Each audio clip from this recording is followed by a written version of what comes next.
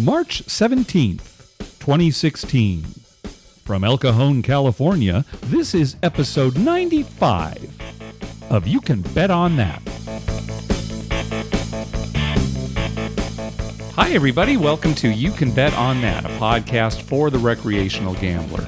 My name is Mark Duvall, and sitting across from me is Dr. Mike. Hello. So you ready for March Madness, Oh, Mike? I am so ready for basketball. Yeah, it's always fun. I'm not big on pro basketball. Yeah, no. I'll watch maybe the playoffs a little in the finals, but college basketball, I could watch that every day of the year. Yeah. It's so exciting. Looking forward to it. So who did you get? We have a pool that we go in every year, and it's basically just your assigned teams randomly. Right. Who was your number one North pick? Carolina. I got North Carolina. Oh, okay. I was happy with that. Yeah. They're a decent team. Yeah, they're number one seed, Yeah, right? they're number one. I don't know that they'll be in the Final Four, but they're as good a chance as anybody. Yeah, good. I got my highest seed is Michigan State, which is a number 2. Yeah, but it's good. I mean, they're a good team. Okay, And, all right. yeah, I'd be happy with them, actually, too. Yeah.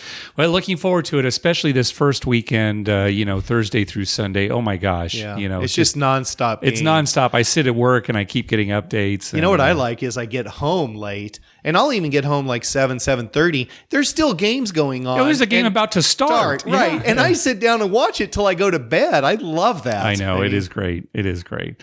All right. Well, let's move on to some pretty big news. We found out Taylor, a friend Taylor, actually posted this initially, and now it's kind of spreading throughout the gambling blogosphere. But the Downtown Grand announced that they now have free buy bets on the 4 and 10 at their craps table. Can you believe that? This is great news. And it's so funny because just last episode, we were talking how, some of the casinos in New Mexico had adopted this. And how wouldn't it be great if that kind of thing spread instead of 6 to 5 blackjack? And Taylor's from New Mexico. That's right. I wonder if he's like some catalyst. Maybe he had some influence because I know he goes to Downtown Grand quite a bit. So yeah, he could have. He's there just pestering him every day. I want free buy bets. And hey, that's not a bad idea. So this news, I think, is actually huge. Now, whether anything huge kind of comes from it, if it really spreads to other casinos, I don't know. But this is the first time I can think of in a long time where a casino has said, here's one of our games, here's a rule that we're going to make that really is good for the player. Right. And it's going to draw people in. If you're a craps player, that's a great thing. And it's a $10 minimum bet. $10 and up is when the free buy bet kicks in. Which is amazing because I thought, so you can bet 10 on a 4. 4 comes up, you get $20. Yeah, so it doesn't cost you anything. Just to explain buy bets again real quick, a buy bet, usually you have to pay a commission to make a buy bet or some kind of VIG. At Downtown Grand, it's free. So when you bet on a 4 or a 10, it will pay the true odds of rolling a 4 before a 7, which is 2 to 1. So you bet on that 4, $10, you will get $20. There is zero house edge on that bet. How many other bets are there in Vegas where there's zero house edge? Only the free odds in craps. And with that, you have to make a pass line or a come bet, right? To so even bet that. But here, I'll take the 4 for $10. You take the 4 and 10 for $10 each. Yeah. So, I mean, this is great because we've talked about, hey, how come casinos don't do things on their craps tables to try to get people to come there instead of other casinos? And I'll tell you, when we go here in a few weeks for a visit, we're going to the Downtown Grand. We're going to play there. We probably wouldn't have gone there otherwise. No, I don't think we would have. Right? We would have. No, I'm definitely going to go there. I'm going to buy the 4 and 10 every time. Every time. Right. Exactly. So. You know what's nice about that, too, is in the downtown situation, since there's so many casinos close to each other, that draws people there for them. Yes. Now, I don't know, if, say, Excalibur was offering that, if that would get people to leave, from Caesars and drive to Excalibur for free odds, right? I see what you're saying, yeah. But if you're downtown and you're, just across the street or something, you'd be like, okay, yeah, I'll go over there and play. Yeah. Well, I hope that it stays there as, because it might be something gimmicky and then it goes away. Right. But I'm hoping that they keep this offer and then some of the other casinos downtown start to adopt it. Oh, just kind of like how it used to be, you always had to pay the VIG on the buy bet up front. Right. And now now in Vegas, it's pretty consistent that you have to pay only on a win. That's spread. Yeah. It'd be great if this could spread because they're still going to make money at their craps tables. Right. People are still going to be making all the other bets. So yeah, and it's just going to get people in the door. It's the lost leader of craps. yeah, it's the lost leader of craps. Well, I think this is huge news. I hope that, a year from now I can say, hey, remember a year ago when they introduced this and now it's spreading? I'll keep my fingers crossed. Yeah, well, and maybe there's other things coming. Yes, right. Maybe some casinos decide that 3-2 is a good payout for a blackjack. That'd be great. Wouldn't that be great if a casino started doing that and it started spreading to other casinos? Yes. Yeah, don't get your hopes up. Yeah. That's crazy talk. Yeah, we'll have to wait till Steve wins in his 6 feet under or something. Well, speaking of buy bets, on the last episode, we were talking about those shoot to win craps machines, the machines where you press the button and the big dice get rolled. And we said, there's really no different strategy for those machines versus a regular craps table. Well, it's interesting because listener Todd pointed us to a video of someone who was playing this shoot to win craps game. And I'm going to post a link to it so everybody can see. And if you watch this video, you'll see that the player does not place any numbers. Instead, he buys them. Oh, yeah. So you can buy the 5, the 9. Yeah, you can the buy 6, any the of the 8. numbers. Yes, right. So if you watch this video, he has a $5 bet on 10, a buy bet. Okay. And when it hits, he gets paid $9.50. So a regular place bet would only pay $9. Right. 9 Correct. to 5, right? But Right. instead he gets $9.50. And that's sort of a weird buy amount because it's kind of like it's 10% of the initial bet, not 5% that the VIG really is. But anyway, the point is he gets paid more on a buy bet. Then later, if you watch, he's got a $5 bet on the 5, a buy bet. Okay. And when it hits, it pays $7.13. Huh. Which, interesting. Again, who knows how the machine is coming up with this number? Yeah. Well, I mean, that makes no sense at all. Todd and I were kind of talking about it. It really doesn't. We're trying to figure out how it's working, but still, it's more than the $7. Right. You would get if you placed it. Placed it. So $7.13. So keep in mind, if you're on any of these shoot to win craps machines, don't place numbers, buy them. Yeah. I wonder, is there anything on the machine that tells you that this is? I don't know. And we'll have to try it next time we're out there. If you do go on it and you buy like the 6 and 8 and it turns out you're getting paid less, right, then it would be then switch back. But who knows the way the programming is? We're not sure how it's coming up with the numbers, but and just was something there a to keep in VIG mind. for the 5 and 9 when you buy that? When you buy it for $5, does it? No, it doesn't take it up front. You just put the $5 up there. It's not like it charges you 6, at least not that we could see. That'd be something to watch out for sure. Right, but right. yeah. So, Interesting. yeah. Anyway, keep that in mind. And again, I'll post a link to the video so everybody can see. Some other news. Listener Justin pointed us to a promotion that Total Rewards is offering where they will give you a 50% bonus in tier credits earned between April 1st and June 30th. So as long as 50% more tier credits 50% than you would have earned. Right, exactly. So the minimum is you have to earn at least 1,000 tier credits during that period, and you'll get a 50% bonus. So if you were to earn, like, say, 5,000 tier credits during that period, you'd get an additional 2,500 tier credits. Yeah, so you get 7,500 total tier credits. Right, exactly. That's good for someone who's trying to get to a certain status. Oh, absolutely. The maximum bonus you can earn is 25,000 tier credits. So if you earned 50,000 during that period, or more than 50,000 during that period, 25,000 is the most in the bonus that you'll get. Sure. It's something that you have to opt in for. It's not automatic. Because kind of like you said, not again. You said in the past, if you really don't want this, if somebody were really opposed to this, well, they wouldn't be forced to I don't want any extra tier credits. Yeah. So you do have to opt into it. So I will post a link in our show notes where you can go to do this. Also, if you were to just Google Total Rewards Spring Tier Credit Bonus, the website is like the first thing that comes up in the search results. So did they send out, did you get an email about this? I didn't get anything about it. I found out about it from Justin initially, and some other people have been circulating this information. Either. No, I didn't either. Yeah. So how do I know to opt in? I'm telling you right now, you're listening to the You Can Bet on That podcast. That's how you know to opt in. Well, this is a good thing to listen to. I need the bonus tier credits. That's right. So anyway, click on that. I think what you do, you have to provide your email address. I think that's what the whole thing is. They want to make sure they have your email address. Well, what if they already do? They already have our email I went address. through it. I still had to enter my email address, even though they already have it. So I don't know. But it seems like sure that's all this you have isn't to do. some scam where some guy's going to call me from India? Yeah, and, good luck to you.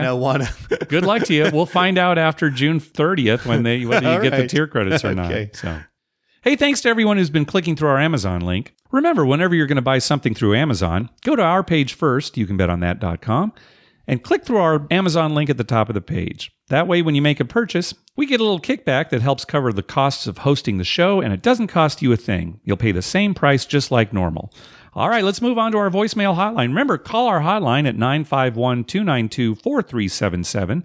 That's 9512-WAGERS. 9512-WAGERS. And maybe we'll play your clip on the show. Our first clip is actually an audio message that we got from Dave, not a phone call. He just sent us an audio file. Okay. He's the creator of Poker for Roulette that we talked about a little while ago. It's a wager on the roulette table that will pay off if the next 3 spins correspond to some kind of poker hand. So let's hear from Dave. Hi, it's Dave from Northern New Jersey. You used my phone call about a month ago. I'm really behind on my podcasts. Anyway, I'm the guy that invented the Poker for Roulette side bet, and you had some follow-up questions. First thing is, you missed one important factor about Poker for Roulette.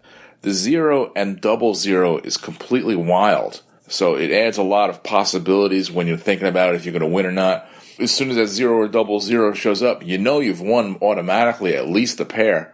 There could be a lot of anticipation involved. For example, let's say you put your bet down and the next spin is a 17 and the one after that is a 0. Well, okay. At the very least, you've got yourself a pair. But now you're thinking about the third spin. It could be another 17 for 3 of a kind, or a 0 or 00 for 3 of a kind, but it could also be 15, 16, 18, or 19 for a straight. So there's a lot of possibilities going on. Also, I've got jackpots involved. If 3 spins are all 0s or 00s, you get the jackpot, which can be a progressive if that's what the casino wants to do. So there's a lot of things going on with this bet, and I really appreciate you talking about it. Thanks a lot. On that episode, we were also talking about how much casinos pay the various companies that come up with the games, and you speculated that maybe I can give you some answers on that. Unfortunately, I can't, because I just don't know. I mean, I have a clue as to what I may make, but even that is just very vague. So then you were talking about the fire bet and how it seems to be disappearing from the casinos. And I have 2 theories, and mind you, these are just theories. I haven't heard anything. One is when that 6 number fire bet hits, in a lot of casinos, the table comes to a halt and surveillance has got to check the tapes, and it's just a pain, and they don't want to do it. They don't want to have a table that's stopped. And the other thing is the tokes, which you guys mentioned, but you didn't mention what I'm thinking. Sometimes the total of the toke bet is more than the maximum bet that a player can make. And if the 6-bet fire bet hits, they will only pay as if it was the maximum bet. And nobody likes that. So that might be part of it too. That's all I can tell you right now. Once again, love the show. Keep up the good work. Thanks. All right, yeah, thanks, Dave. So, yeah, some good theories as to why the fire bet seems to be disappearing from some of the casinos. I like his first theory. That may have a lot to do with it, right? Yeah. I mean, because it takes so much time to pay out, and then when you do hit 6, we had to fill out paperwork and everything, and the game kind of comes to a halt there. Yes. And they may think, well, let's offer this other bet, the all tall, all small. Right. The game doesn't stop. Yeah, it doesn't take nearly as much time to pay off. We just take a payout. The payout isn't as big. Yeah.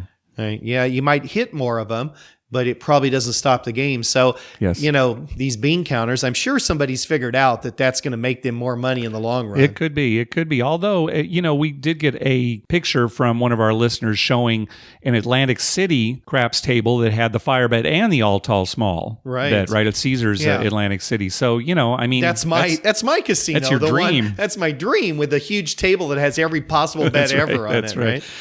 Yeah, well, thanks for that, Dave. And we're looking forward to seeing Poker for Roulette on a roulette table real soon. Yeah, I would be interested to see when that came out. I like the wild card thing. Yes, that does make it a lot more fun. Because Yeah. one of the things I hate about roulette, I hate 0 and 00. I've never bet them. Sure, I mean, no, you notice I right, never no. bet them, right? Yeah. You just never pick them, right? You're going to pick 12 red. You're not going to pick 00. Yeah, it's true. And so when they come up, it's always kind of a bummer. Yeah. With this bet, it'd be like, oh, well, that's a good thing. Yeah, right? it's a bet other than sort of betting directly on them. Right. Where they can, actually help you. Yeah, you, that's right. true. That's true. That's true. All right, next call. Hi guys, I've got a couple of questions here. One, I'm wondering for the Ask a Dealer segment, I wonder if dealers are ever told to give tips or to try to steer players to make certain bets. I've noticed, for example, when I play craps, the dealers are often trying to tell me not to play the pass line, but instead just choose a number and bet that, because then the number only has to come up one time. I know, terrible advice, and I get so sick of people telling me that. I'm wondering if maybe the dealers are being told that. Separately, I'm also curious if we can ever get your wives on the show. I think it would be really interesting to hear about their take on your gambling habits. Keep doing a great job. Look forward to the next episode.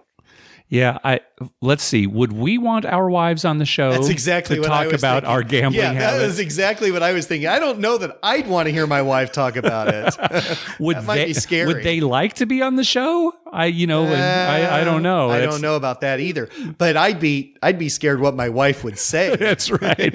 Well, I have final editing powers, so There you go. That's true. no matter what they say, I can edit it to make it sound, make Can us you look good. synthesize their voices so we can write it for them? That's right. Oh, I love it when he goes to the casino. Yeah, we'll have to see about that. And thanks for the Ask a Dealer question. Yeah, we are accumulating the questions that we're getting now. We're trying to coordinate a time when we can actually have our dealer friend come on the show and answer the questions. So thanks for everyone who's been sending in Ask a Dealer questions, and we'll include that one. To answer his question about do you think, I'm just guessing now, and we'll ask to be clear about this, but I know they do tell dealers to suggestively sell bets. Yes. So at a craps table, I've heard pit bosses tell the stick man, you're not talking enough. Sure. And they want you, the field's open, who wants to bet the hard ones? Who wants to bet the hard way? That's a Always big hear one that they right. yeah, The point's 8. Who wants to bet it hard? Come on. I mean, they're always trying to suggestively sell some of those maybe not quite so good bets. Yeah. Right. And that's just good business Sure. on the casino's part. So yeah, I'm sure they do.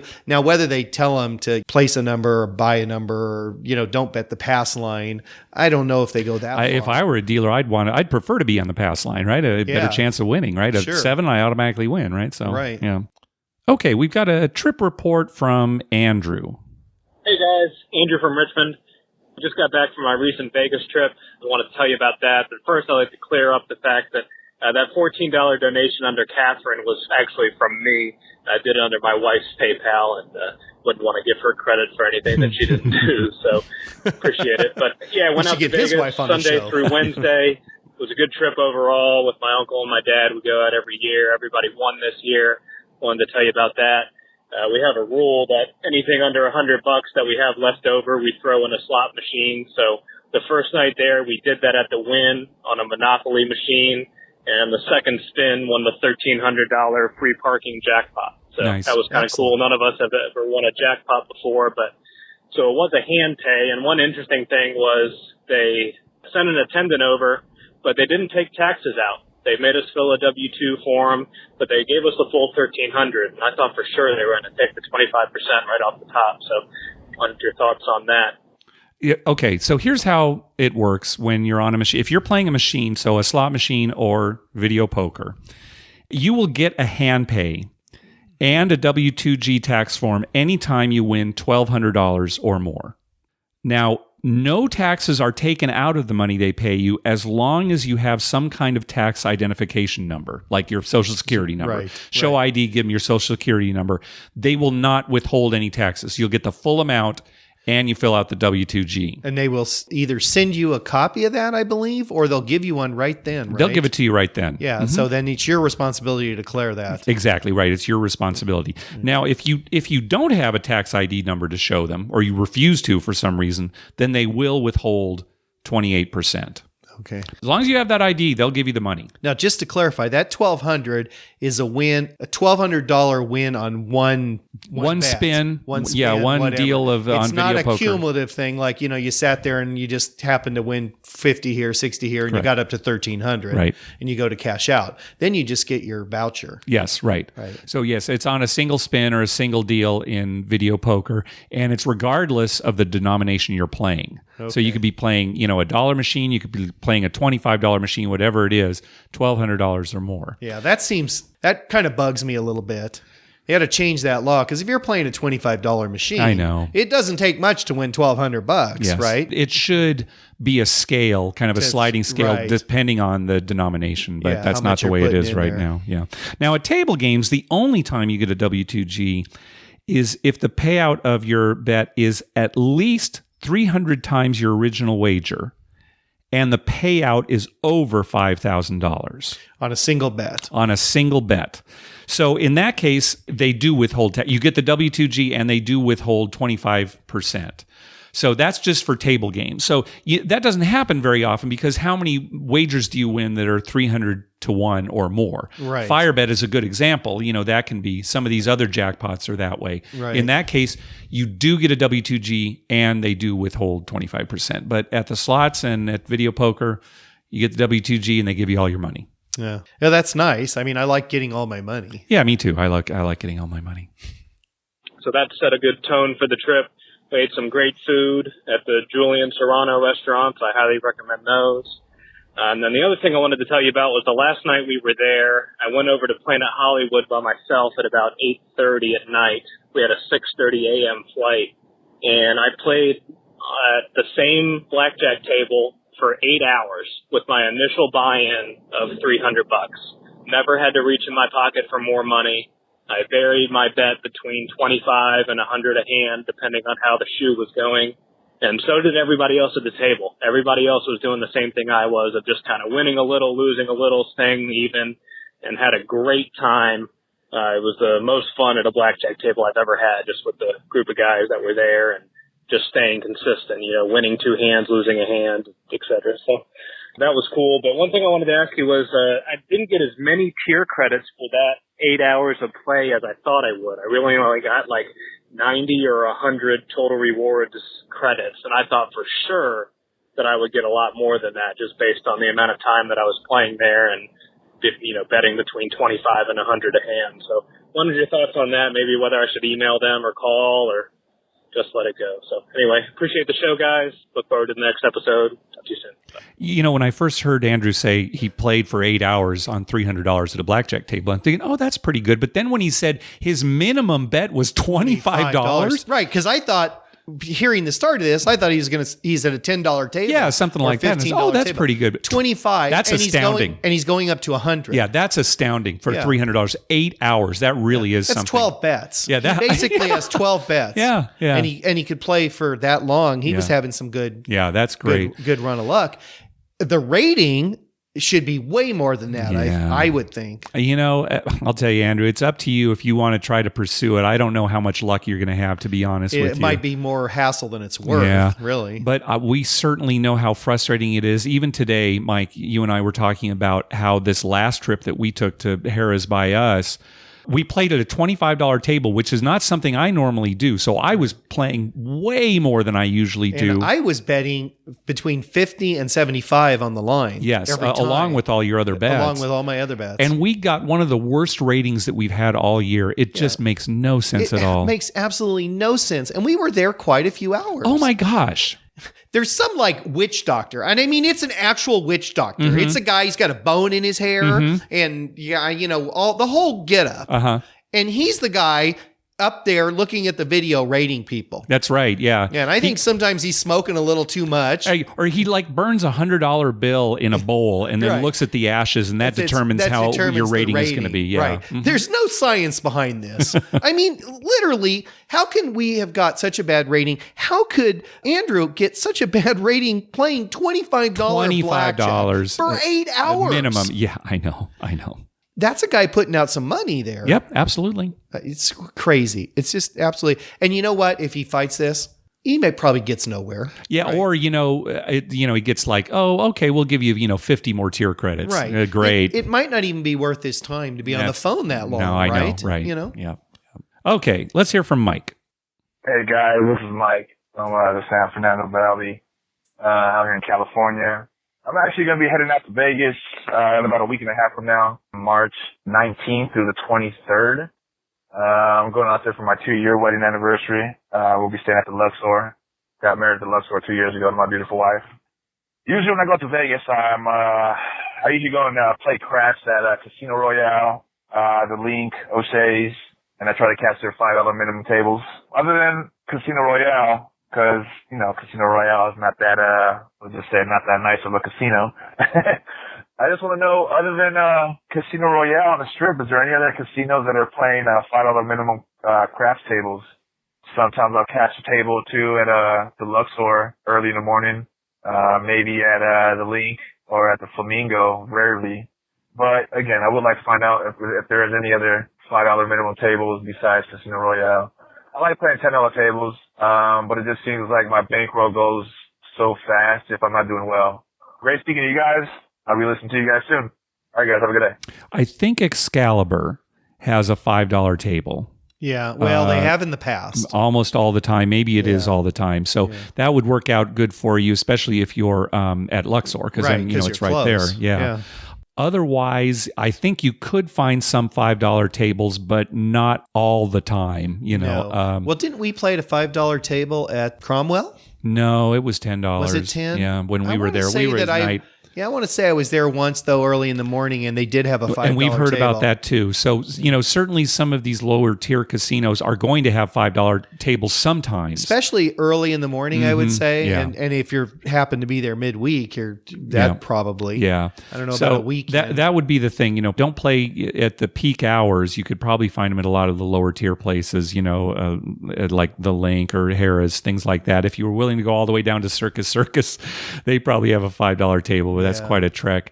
The thing is, though, at night, it's probably going to be 10 is the least you could find. But I'd say Excalibur probably be your best bet. Right. And I, do what Mark does when he has to go like this last weekend when you're playing at a $25 table. He was taking single odds.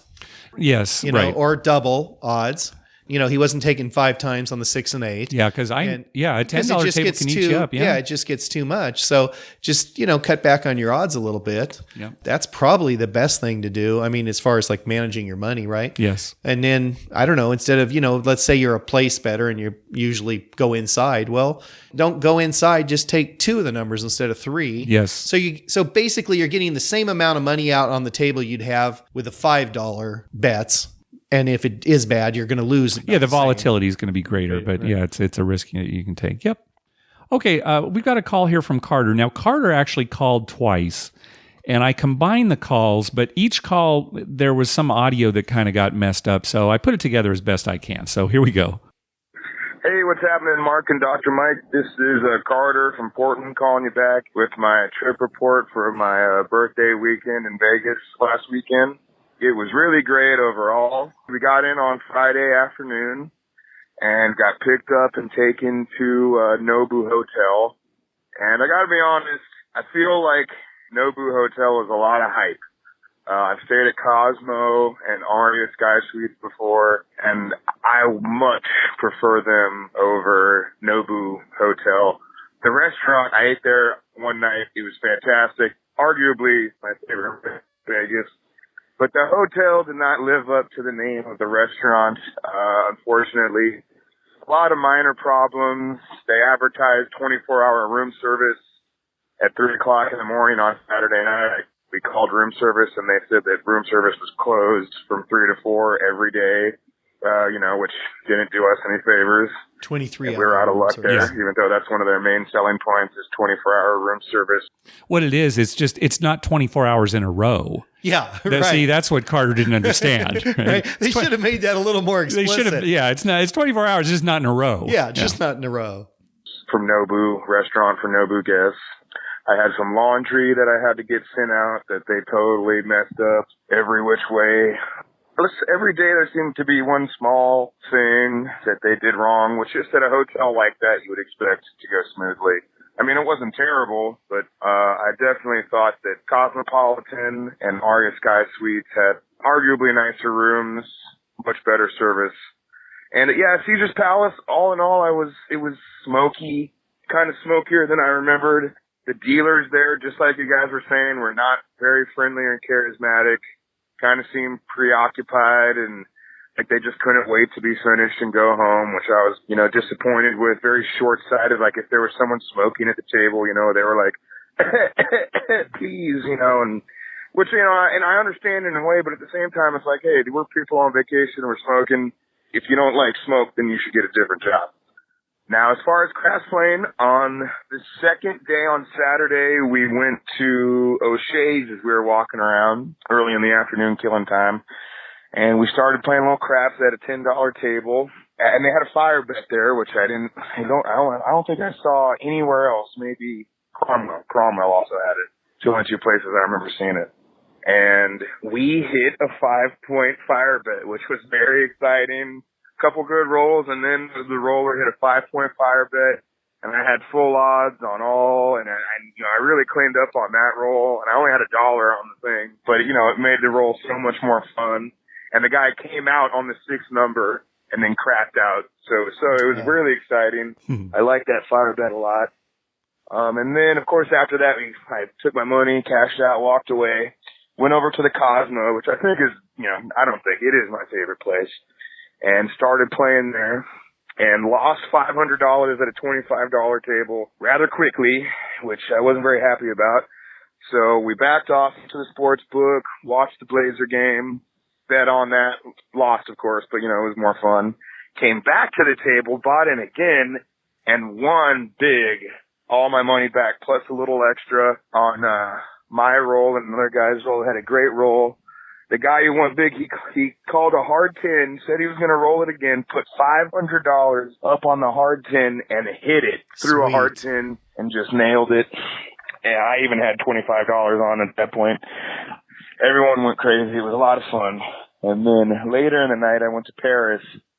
Even though I didn't like Paris very much, I thought it was just kind of a cheaper knockoff version of Caesar's Palace.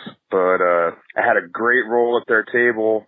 Probably the best roll of my entire life. I don't even know how long it lasted or how many rolls I had, but I won over $1,000 on the single roll. And it was a great roll. Again, just cashed out. Went over to Cromwell, where we were seeing one of those hip-hop shows. Had some great meals. Mastros Ocean Club, at Crystal's, fantastic. Nobu, fantastic. Ate at the buffet a couple times. All in all, it was a great trip. Cosmopolitan is going to be getting my business from now on, and hope to call you guys back with another trip report soon. Well, that's too bad about the Nobu Hotel. Yeah, but you know how that goes when something's so highly rated. Yeah, it's hard to live up to those expectations. Yeah, I suppose so. I mean, I'm almost happier staying at a so-so place and getting great service. Yeah, and then you feel like, hey, these guys really, went all out. You go to a really nice place, and I've had this same experience at Caesars. You expect such good service, and when it's not so good. It's so disappointing. Yeah, I see what you're saying. It's almost like the fire bet. You'd almost rather have 5 numbers and never come out on the 6th if you're not going to make it. Okay. Right? You know what I mean? Because when you come out on that 6th and you don't make it, you're always, it kind of... We were there, but if you never came out on the 6th, it's like, well, 5. We hit that's 5. That was great. You're great. real happy about the 5. When you don't make that 6th one, you're kind of like, 5 was okay, but we were out on 6, Nice. Well, congratulations to Carter on hitting that. I don't think we've mentioned this on the show. You've rolled 5-point fire bets twice this year so far. One in January, one in February. I got to do a March. I got it just a couple weeks here, and it's got to happen. Yeah. That's my goal this year is to roll a 5 fire bet winner every month of the year. All right. Let's. Yeah. And then if there is a month where it doesn't happen, I'm just going to forget about that month the rest of my life. Or it could be the next month means a 6 is coming. Yeah, since you've skipped one, then right. That all makes sense. All right, it has to happen, right? It's only logical. It's just the law of averages. It's math, it's Mark. Math. It's like you always say. It's just math. All right, one more call.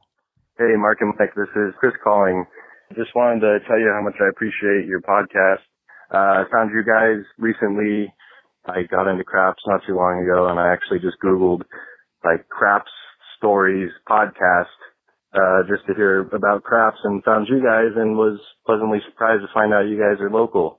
We live up in Encinitas. So it's cool that you guys are nearby. Yeah, I just wanted to tell you guys enjoy the show. I especially enjoy the trip reports and hearing about your roles at Harrah's and Vegas. We normally just go to Barona out here, but actually last night we went to Harrah's for the first time and was hoping to see you guys, but I don't think you guys were there. Anyways, my girlfriend and I went out to Denver over the New Year to watch the Chargers lose to the Broncos, but that was a lot of fun. We took a shuttle bus up to the mountains up there, and we played some craps, did well at that, and they have legit Vegas-style craps where it's not card-based like here in California, so that was cool. And waiting to eat dinner, my girlfriend and I were playing video poker at the bar, and she hit her third Royal Flush all within the last 6 months. She's hit 3 in 3 different states, Colorado, Nevada, and here at Barona. So that was pretty exciting. Yeah, so hope to run into you guys at Harrah's one day. Keep doing what you're doing. Enjoy the show. Bye. How come I have never hit a Royal Flush. I've never hit one either. Yeah. And we play a fair amount.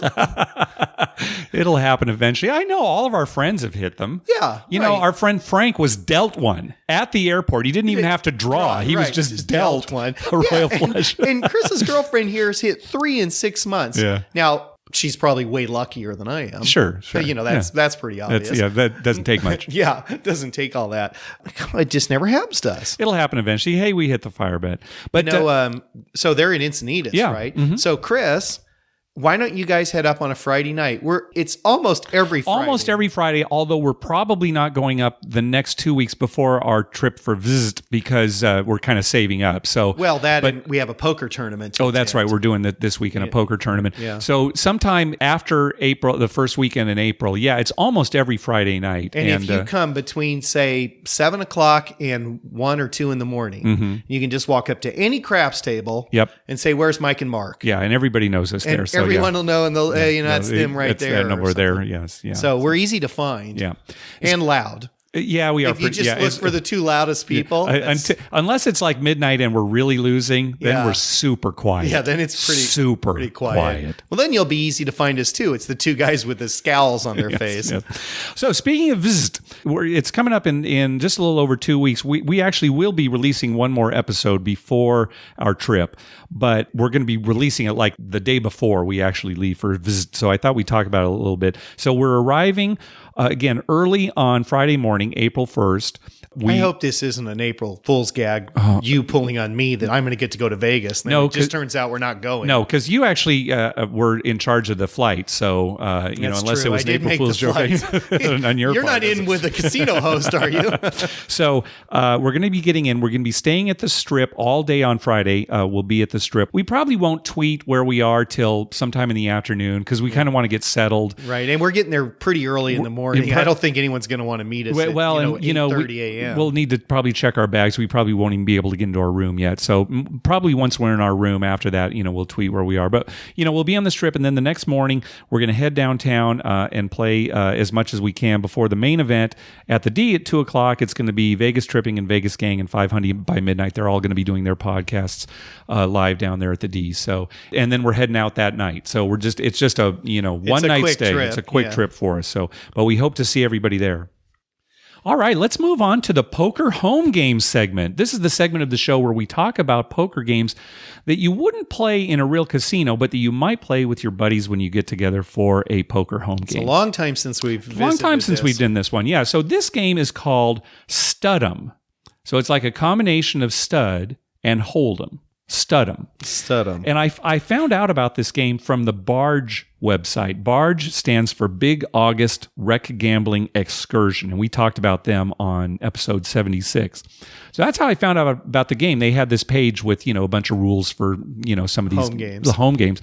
Apparently they've removed that page. They don't have it anymore. I don't know why. They don't have the rules anymore? No, they don't have the list of all the games and the rules and everything. So I don't know what happened to it. But anyway, that's where I found out about it. Okay, betting is like Texas Hold'em. So you've got a small blind and a big blind. And we play played, limit. So there are 2 rounds where there's a small bet and 2 rounds where there's a big bet. So it's Okay. like Texas Hold'em. So everybody gets play 2 cards down, and then you have the betting round, with the small bet to start. Then each player is dealt 1 up card. So now everybody's got 2 down cards and an up card. This is where it gets more like stud. Right. Now, at this point, it wasn't clear when we were reading the rules whether the betting should start with whoever has the highest card showing, which is what you usually do when people have individual cards showing. Right. Or if it should be like Hold'em. Or where to you just to start with Hold'em. yeah. We decided to just keep it like Hold'em. Okay. And that way. And if you could probably do either way, it'd be fine. But that's the way that we did it. So now everybody's got 2 down cards and an up card, and there's another betting round at the small bet limit. Then there's a 3-card flop. 3 cards out on the board, community cards. Right? Okay. So now there's a total of 6 cards in play For each player. 3 community cards and 3 in your hand. Yes. And then there is a betting round at the big bet limit. Yeah. Right? Because this is the third out of 4 betting So rounds. this will be right? big bet. And then a final down card is dealt to each player, and there's a final betting round at the big limit. Yeah. So the river card is kind of like a down card. Yeah. So at the end of everything, each player has 3 down cards and 1 up card, and there are 3 community cards out on the board. Just 3. So it's stud, but you've got 3 cards that are community in every hand. Yes. Right. Basically. Right. And it's an interesting game because, how often do you have a game with community cards and individual cards, that other people can see, right. You've got. And it turned out one of them they can see. Well, one of them that they can see at least. Usually you can't see any in a community Right. game. You can't see any cards. Yeah, usually. So we actually enjoyed this quite a bit. You have to kind of get used to how it plays because of these up cards, right? Obviously, if there are 2 10s out there on the community and somebody's got a 10 showing, well, he's got trip 10s. Everybody's probably going to fold to him. Or, maybe there are 3 cards to a straight out there and, you've got one showing that, fits into that straight. So maybe people would be afraid of you. So, Right. I think a lot of the big money is made on hands that are still concealed. Right. Those 3 down cards that you have. Sure. But it really makes a difference that you can see other people's at least one card and kind of get a sense of, Yeah. Well, 4 of the cards in their hand, right? They're up card and the 3 community. Right. So that can either work against you or help you, I guess. Sure. I mean, are they all hearts out on the board? Right. That can make a difference. Is Right. it rainbow? Is it just they're all over the place? So it made for a very entertaining game, and it's something I think we're going to play in the future. So stud 'em. I think I would like it better if the betting started with the highest card out Sure, that's fine. on that first one. You know why? Because if the highest card was, say, somewhere in the middle of the betting sequence, if it was Hold'em, those first people, I mean, if one of them bets out, the guy with the high card's going to oh, wait a minute, they obviously can beat me. And if nobody bets out, then he's going to think he's got them beat. I don't know, just go with the high Sure. card, and that way he has to set the tone. Yeah. You know what we should do? Maybe I'll start calling this a little more regularly at our home game, and we'll try each way and see if there's how it plays much of a out. difference or if it really matters, and we'll play it from there. That's a good idea. Well, with this group here, I don't know that there'd be that much difference. The betting's pretty wild either way. Yeah. So, I'll find out what helps me the most. You're right. That's the important thing. And then that's the way I'll find call out it. which way people play it poorly. Yes, right. right. And then And call I'll it take that from way. there. That's right. Right. That's what we'll do. Okay, Mark rules. Mark We're going to rules. play this from Studham with Mark rules. Right. Yeah, I should mention I came to the poker game last night. Yeah, Mike for the hasn't- first time in a long time. He hasn't come because he bowls usually, and it kind of keeps him away from our game. But he came last so night. I came and I was the big winner for the night. Yes, you were. and everyone, as I was leaving, oh, Mike, you got to come more. You got to come more. And I'm driving home, and at first I'm kind of like, oh yeah, I should really come more. And then I'm thinking, no, they just know that I win once, but then I'll lose 10 times in a row. That's why they want me there. Sure, of course it is. You're okay with that, aren't you? I'm actually okay with that. Okay, good. They want me to come and, jack those pots up for them. That's pretty good. I remember there was one time where Mike brought a bunch of Girl Scout cookies and just threw one into every pot all night long. Yeah, people got Girl Scout. Remember I brought shakes one. One night I brought shakes. That's right, shakes. Did you put those in the pot too, or I did you think I just give them to passed people? them out. Okay, good. All right, well, that's going to do it for this episode episode. Hey, we want to thank some people for some PayPal donations. First of all, Todd, thank you very much. He says, looking forward to seeing you guys at Visit. Yeah, that's great. We're going to see Todd again. Yeah. Also, Rick, thank you very much for the donation. Jeffrey, he said, Mark and Dr. Mike, thanks for the podcast. I found you about 8 months ago, and I've now gone back to listen to all the back episodes. Heading to Vegas for March Madness. Sorry you guys won't be there. Boy, one of these days. Yeah. Well, we're going to be there the Final Four Well, weekend. that's true. We're going to be there Final Four weekend. We're going to be there for the first round of the Final Four on Saturday, That's right? true. But, the first weekend, though, of the March Madness, that is the time. And our friend Bill, he goes every year. Yeah. So, but anyway, one of these days. Also, thank you, Taylor. Taylor said, we saw San Diego State lose in the conference tournament final last weekend in person. He says, better luck in the NCAA tournament. And of course, they're not in the tournament. They didn't make it. They're in the NIT. Yeah. But I sat at home. I was so depressed after that loss. Well, yeah, they're not. This year was not as. They had a great conference schedule. The only team they couldn't beat was Fresno State. I know. What's that all about? Hey, be sure to check out our TV listings showing all the gambling-related shows coming up within the next 2 weeks. We update those listings every Wednesday using a customized program to search through all the raw American TV data. Just go to our webpage, youcanbetonthat.com, and click on the link at the top that says TV listings. We'd love to hear from you. Call our voicemail hotline at 951-292-4377. That's 9512-WAGERS. Or you can email us at youcanbetonThat@gmail.com. Also, follow us on Twitter at YouCanBetOnThat. We tweet when we're heading to a casino, and we'd love to meet up with you. Like us on Facebook at facebook.com/YouCanBetOnThat. And finally, head on over to iTunes and write a review on us. When you do, it helps us get new listeners. What do you got, Dr. Mike? Well, I wanted to say something about the NCAA tournament. Okay. And I hate to make predictions because, you saw what happened with you in the Super Bowl with that crappy prediction you made. Yeah. But San Diego State, I'm going to toot our horn here just a little bit. And your dad went to State and your mom went to State. Too. My wife. Yeah, and your wife too, and my wife. It's funny, neither of us did. but it's the only college football team in town, yeah. And we live right, next to it, basically. Yeah. So we've always rooted for State, but they have a good team. And I know this year they had their problems, but they're all young. They're freshmen and sophomores. And they're not the kind of guys that are going to leave after a year or two. They're going to be there for a couple more years. Next year and the year after, they can be in a legitimate top 10 team. Okay. I'm going to make that prediction now. That's your prediction. Okay. That in the next 2 years, they will get a 1 or a 2 seed in the NCAA tournament. A 1 or a 2? A 1 or a 2.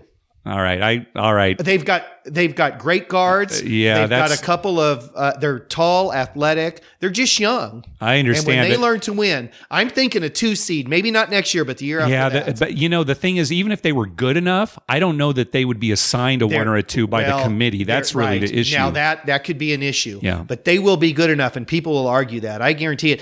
From my lips to Steve Fisher's pad that he writes on there during the game. Ears would be fine. Yeah, whatever. Yeah. I really do think they're good. Now, as far as this year goes, I'm going to pick Kansas. Okay. Kansas is who you think is going to win the whole thing. They're playing awfully good. You're not the only now. one, so. Yeah, no, they're playing awfully good right now. But there are some dark horses, and anyone could do it. North Carolina could do it. Michigan State could do it. I wouldn't even be surprised if we were to see like Villanova or some team like that squeak in there. It's kind of wide open. All right. So, well, good luck to everybody who's got some money on it, and enjoy March Madness. It's the best sporting event of the year. Yeah. So. Oh, and we should also mention about Warren Buffett. Now, this year, he is only running a pool for his employees. Oh, okay. Now, he has quite a few employees. I think there was I don't know what it was. It's like 300,000 people who work for Warren Buffett companies. But every employee is entitled to enter a pool. And if anyone picks everything right, a completely perfect bracket. Which nobody will. Nobody will. But if they did, they get $1 million a year for the rest of their life. Excellent. The winner, the one who goes the furthest, who gets the most picks. Yeah. So somebody is going to win Somebody will win this. Will get $100,000 a year for the rest of their life. Oh, that's great. Now if I want to get a job with him, right? It's too late, Just to isn't take it? my chances. It's too late this year. I don't think I can get a job tonight in enough time to fill out everything before the game starts tomorrow. Yeah. Well, call him. I'll call.